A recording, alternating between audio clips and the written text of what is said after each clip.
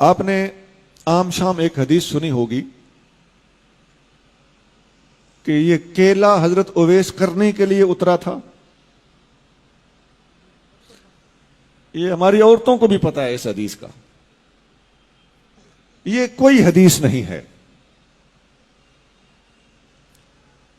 آپ نے ایک اور حدیث سنی ہوگی کہ نبی کریم صلی اللہ علیہ وآلہ وسلم نے ایک بڑھیا کی گٹھڑی اٹھائی, اسے اس کی منزل مقصود تک پہنچایا.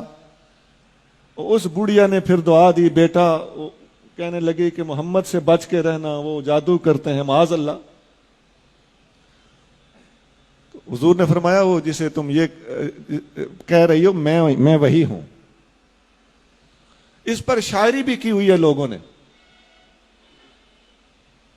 یہ کوئی حدیث نہیں ہے.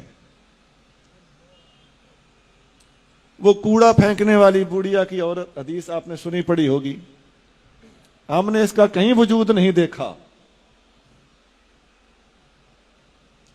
وہ حضرت بلال حبشی نے صبح کی اذان نہ دی تو سورج نہ نکلا. یہ سب کسی قوال کو کہیں سے ملی ہیں, ان کا کتابوں میں کہیں وجود نہیں ہے. اب بتائیے, یہ غضب صرف ہمارے مسلک میں ہو رہا ہے, کوئی اور یہ بیان بھی نہیں کرتا. وہ ایک جنگ میں صحابہ کرام نے دیکھا کہ فتح نہیں ہو رہی تو مسواک شروع کر دیا, تو کافر کو یوں لگا جیسے منہ میں درخت ڈالے ہوئے ہیں کہ دانت صاف کر کے ہمیں کھا جائیں گے. اس بات کا کہیں کوئی وجود نہیں ہے. میں نے کتنی ہی باتیں سنا دی آپ. وہ حضور صلی اللہ علیہ وسلم کے پاس ایک بندہ بیٹا لینے آیا تو وہ آپ نے فرمایا کہ تیرے نصیب میں بیٹا نہیں ہے. باہر نکلا تو امام حسین رضی اللہ تعالیٰ عنہ کھیل رہے تھے. آپ نے فرمایا 1 2 3 4. حضور باہر تشریف لے آیا, آپ نے فرمایا حسین بس. اب اس کا کہیں کتابوں میں کوئی وجود نہیں, محققین کے ہاں اس کا کوئی وجود نہیں. اس قسم کی باتیں ہیں. کچھ اور بھی بہت ہے, میں نے کافی ساری باتیں سنا دی ہیں.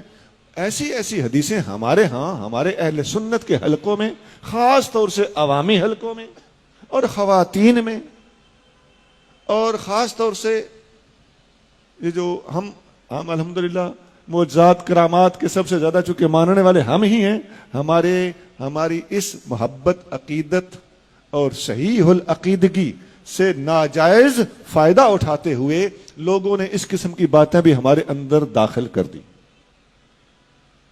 میں نے پوری احتیاط سے کام لیتے ہوئے کچھ باتیں بتائی ہیں. میرے ذہن میں اور بھی وہ حدیثیں ہیں جن کو حدیثیں کہا جا رہا ہے, وہ حدیثیں نہیں ہیں. اور ایسا ہے کہ اگر آپ ان کو کسی خاص طور سے کسی سٹیج پہ بیان ہو رہی ہو تو عوام کا کیا قصور. میں اپنے بیٹوں سے درخواست کروں گا کہ حدیث آپ نے کنفرم کیے بغیر کبھی بیان نہیں کرنی, اور اگر کوئی بیان کرے آپ کو پتا ہو کہ یہ حدیث نہیں ہے تو اسے ضرور سمجھانا ہے. نہیں تو دین کا بہت بڑا نقصان ہو رہا ہے اور ابھی اور ہو چلا ہے. جرت کوئی نہیں کرتا کسی کو سمجھانے کی اپنی عزت بچانے کے لیے. جھوٹ بولا جا رہا ہے, اگر آپ سمجھو تو آپ کو کہے گا کہ تیری عقیدت میں فرق ہے, تیری محبت میں فرق ہے. نہیں جناب, یہاں سے ہمیں کوئی راستہ نکالنا ہوگا, ہمیں یہ جرت کرنا پڑے گی, ہمیں حق گوئی سے کام لینا ہوگا. ہمیں فاروق اعظم کی طرح یقول الحق ولو کان مرا, فاروق حق بولتا ہے خواہ کڑوا ہو, اس کا مصداق بننا پڑے گا.